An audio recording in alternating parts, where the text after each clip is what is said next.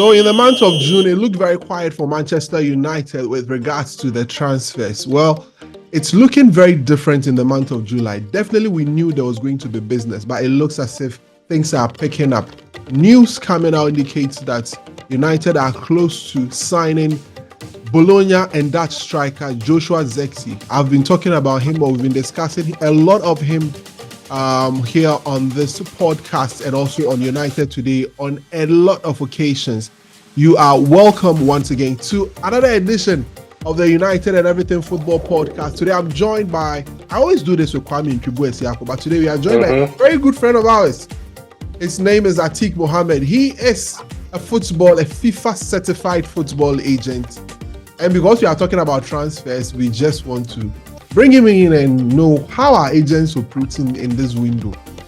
He's based in London. Currently, he's in Paris. He's a man who is really enjoying life. I think it's good to have you on the podcast today. Don't need to say that. Good to have you, Kwame. How are you doing? Fantastic. Great. Looking forward to business being done. Business being done, right? It looks as if we are getting there. Okay, so as usual, if this is your first time joining us, please remember to hit the subscribe button. We are almost there. You are taking us there, right? You know what to do. Just hit the subscribe button. Those of you who have been enjoying the podcast without subscribing, please just do us the honest. Hit the subscribe button. And if you hit that, don't end there. Just hit the notification bell as well, so that anytime we drop a new content, you will be notified so you can enjoy all the goodies we've got for you here on this channel.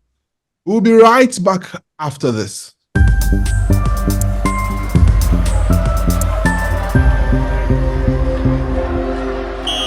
All right, thank you very much. This is United and Everything Football Podcast. We are planning something for you in the month of August. There's going to be a segregation, but you know what? Hold on to that. We'll announce all of this in due time. But let me get straight to the guys and let's go into the stories or the issue. So David Austin broke the news that United are close to signing Joshua Zirkzee. It looks as if everybody within the recruitment team is in alignment. The sporting director to whoever, up to the coach.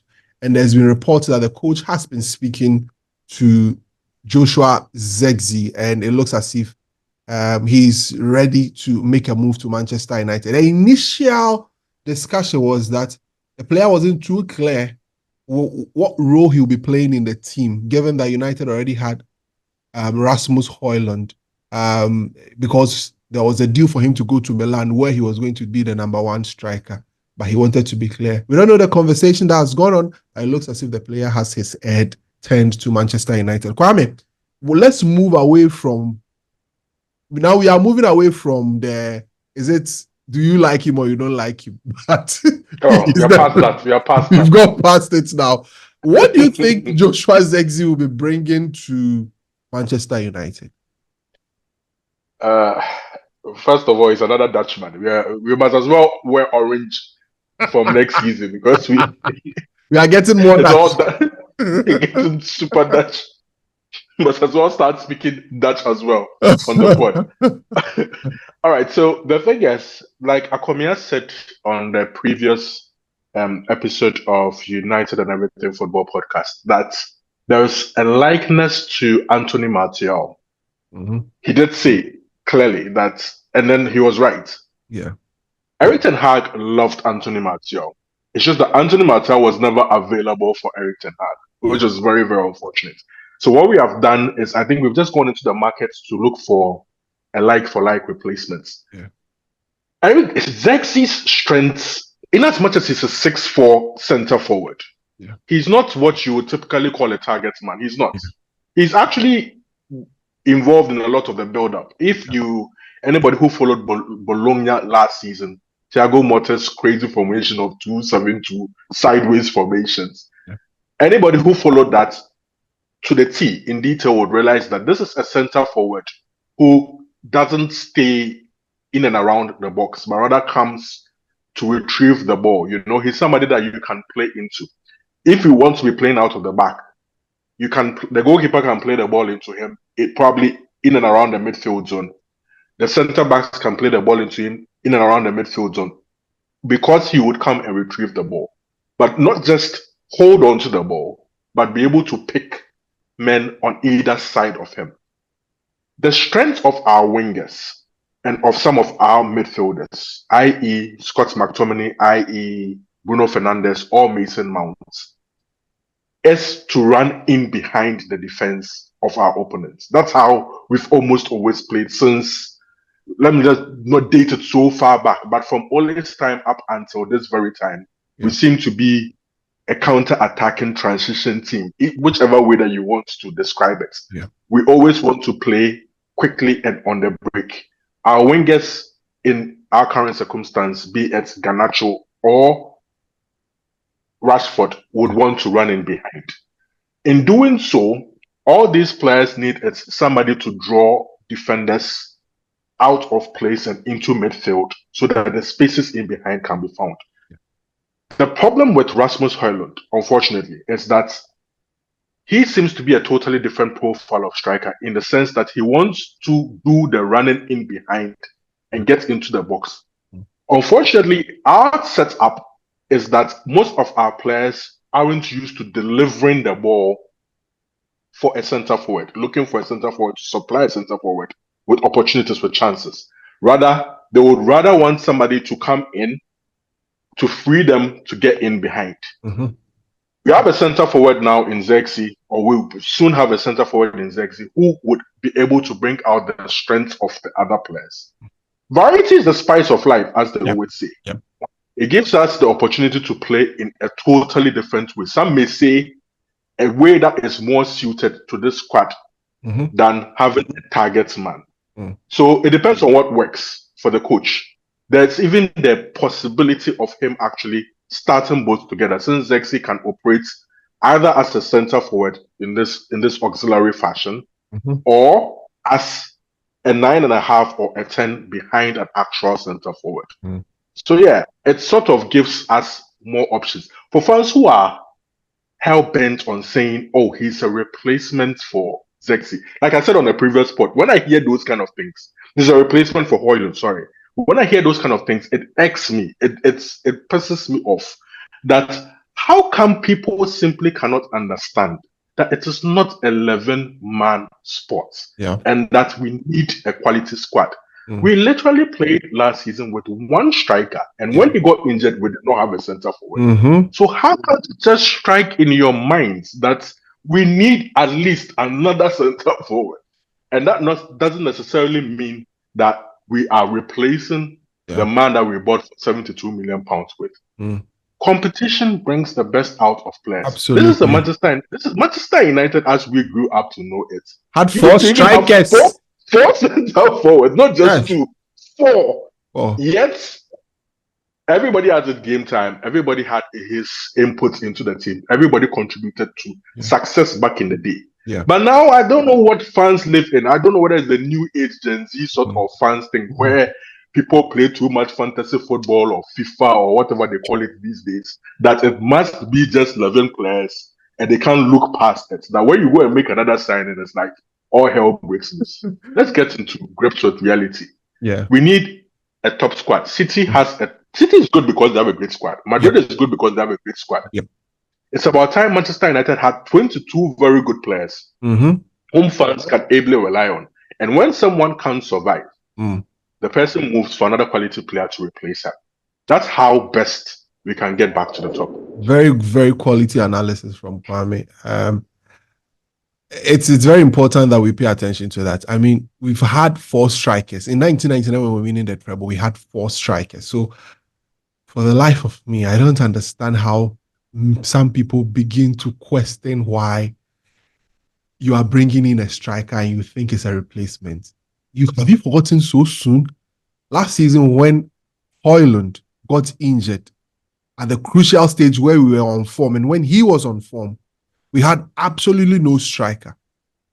2 seasons ago, when Martial was getting injured a lot of the time, we had to bring in Rashford from a comfortable position on the left to come play as a striker in most games. And you could see it had to bring in Garnacho so quickly because we needed somebody to fill in for Rashford. Thank God Garnacho was able to mature himself in that season to be, and even when he got injured at some point with that, was it an ankle injury? We struggled. So why are we getting ourselves all worked up because we are bringing in another striker to help it? Anyway, I don't want to go into that. I think you are an agent.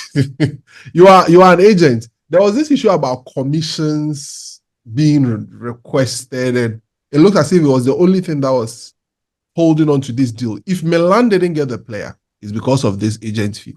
Why do you guys demand so huge a sum of money when it comes to agent fees?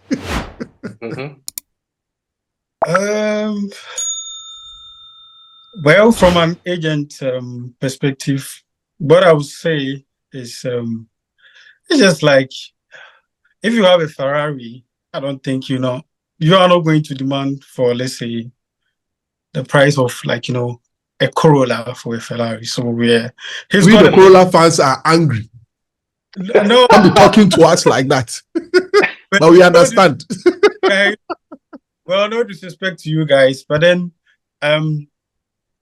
if you have, let's say, a player that Milan is interested, Manchester United is interested, there are other clubs too as well who are interested. Definitely, as an agent, you demand for a bit more. I'm not saying he needs to be greedy, but then he knows how much he's looking at. And an agent like Kia has been he's an experienced agent.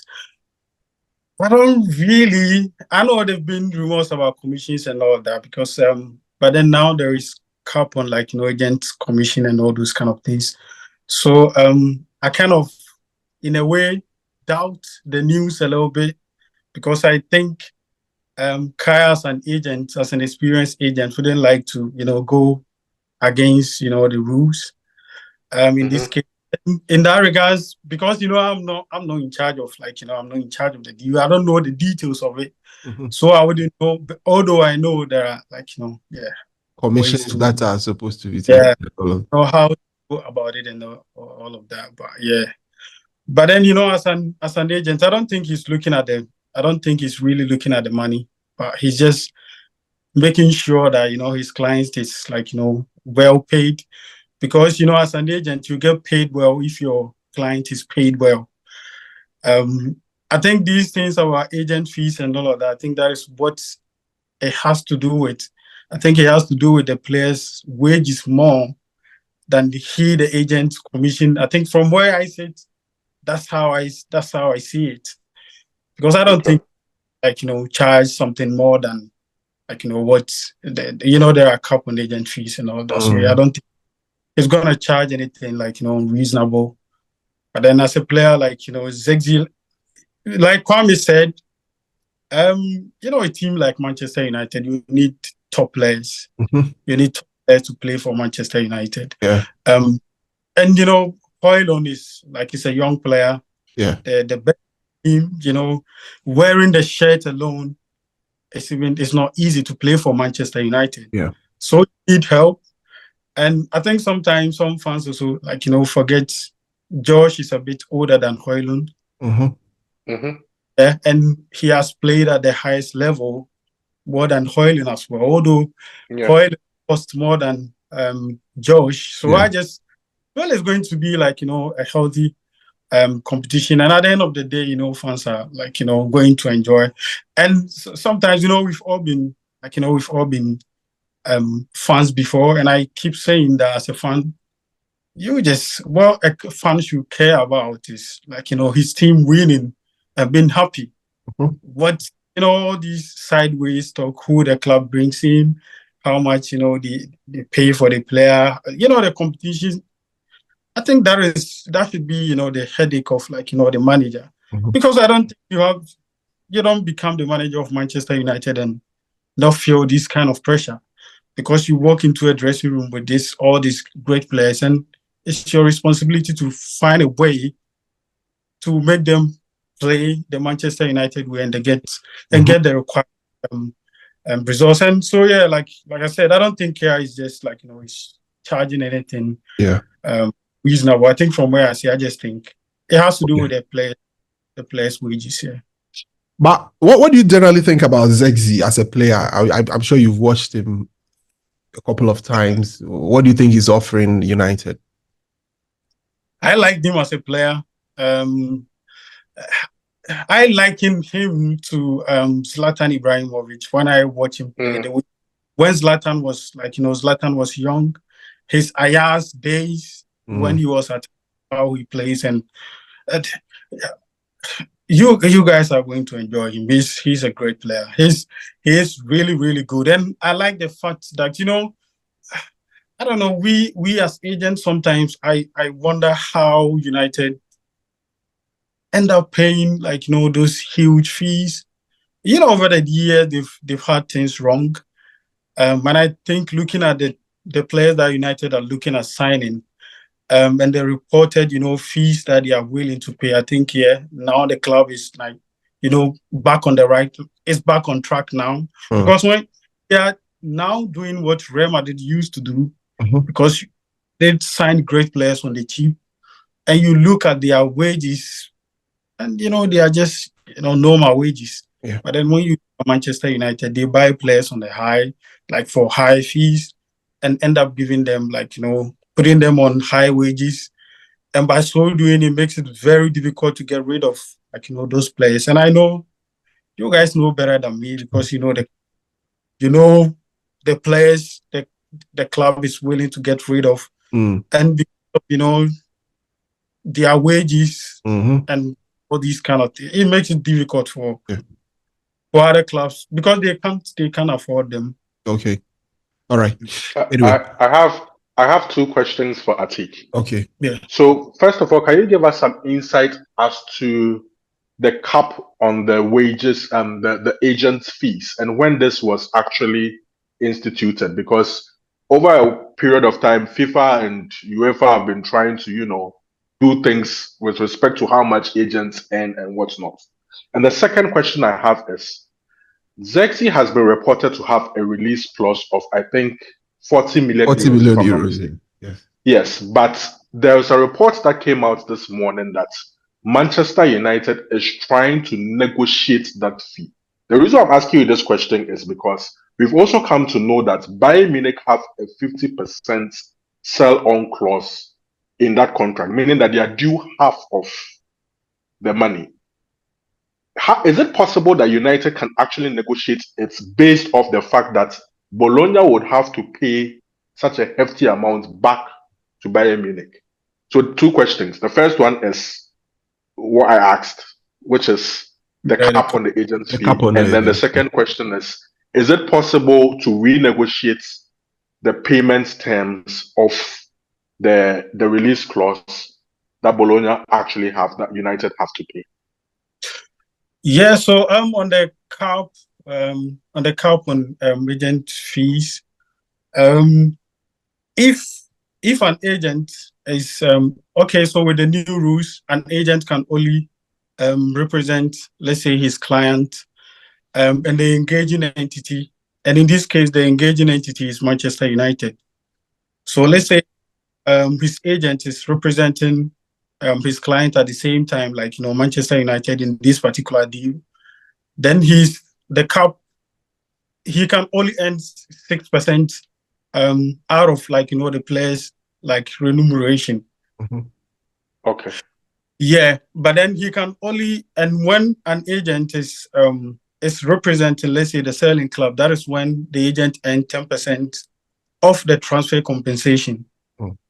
Let's say if I am representing AC Milan and AC Milan is selling a player for, let's say, 10 million euros, me as an I will end one, my agent fee is gonna be 1 million. Okay. But, I mean, that is the maximum percentage that you can earn as an agent. It doesn't necessarily mean that when you negotiate such a deal, you are going to get paid 1 million.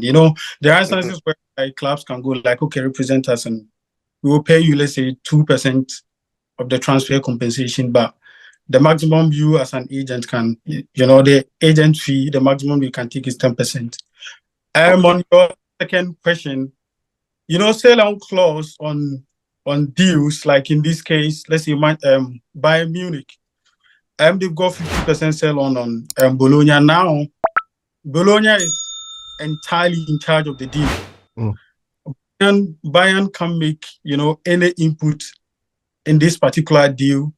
What Bologna just has to do is always keep Bayern updated, with the progress of the deal. Okay. Let's say case with Joshua Zirkzee, the main reason why Manchester United is trying to negotiate, like, let's say, payment terms, because with release clauses, you have to pay the money in full. Yeah. And we all agree that, in this climate, clubs are really struggling. And amortization is it's a blessing to clubs now. So United like to, let's say, speak to Bologna, even if they will compensate them for them to try and spread the transfer fee over the players period Length of contract. Length of contract for them to pay the money in installments. So with Bayern are just, they are just there looking at what Bologna will do, because it's even against the rule for it's against the rule for a club, let's say a third party, to throw over like a deal like this. Let's say in this case, Bayern Munich, they can't have total control over this deal. What they just have to do is Bologna just have to make sure they pay Bayern Munich 50% of whatever transfer fee they agree with Manchester United. Well, that's a very interesting one. Okay, so all they have to do is wait for the 50% to come, and then that's it. They don't have to wait for Manchester United to just finish the pay deal them and then pay them their money.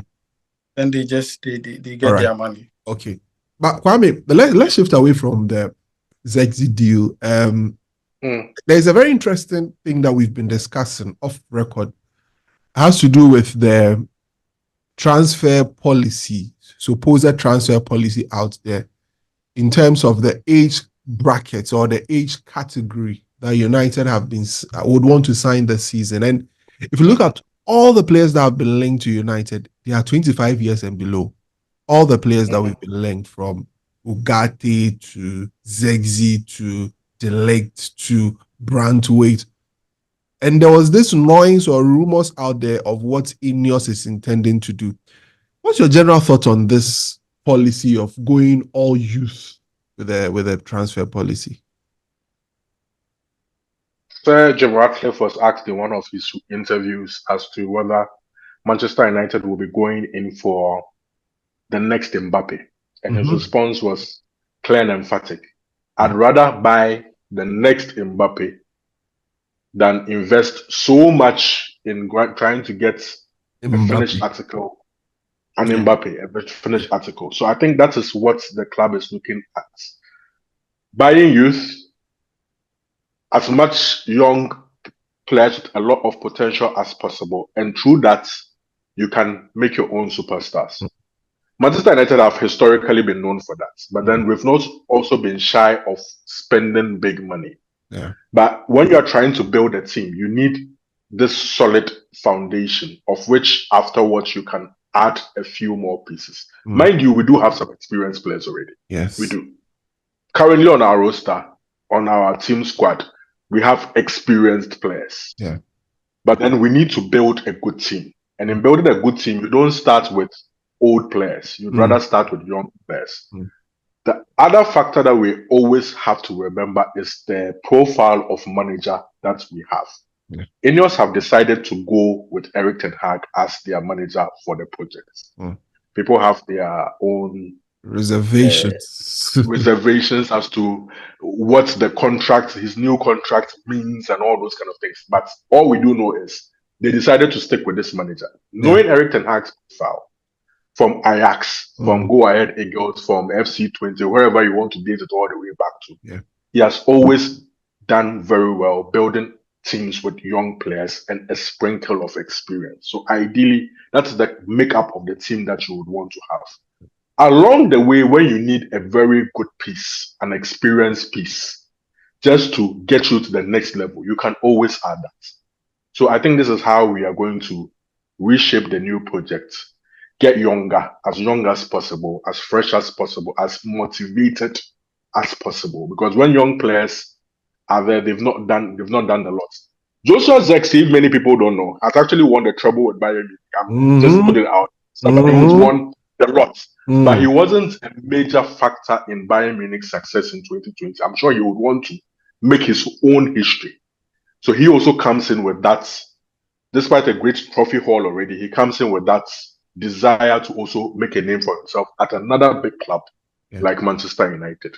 So yes, I get it. I understand the direction that the club is going to. I am somebody, in fact, all of us wanted a more experienced centre forward. Yes. But if you look at the nature of clubs like us now and what we want to do, others are also building with young players. Yeah. Other clubs who are using the same model that we want to adopt are building with young players and refusing to go in for the big names. Yeah. Signing young players doesn't necessarily mean you won't spend big money on them. For instance, we are being linked with the young Portuguese. João Neves. João Neves. He seems to be the one that we seem to want to pay big money for. Because he has a release clause of almost 100 million euros, some say even more. Yeah. And we may have to break the bank to be able to get him. You could sign a player like that, still young, but still for a lot of money. But then the youth is still there. He would give you years. He would develop to become an actual superstar. Yeah. But the general impression is that we want value for money this time around, rather than just throw money at whatever they can Tom that we find on the streets of wherever. Yeah.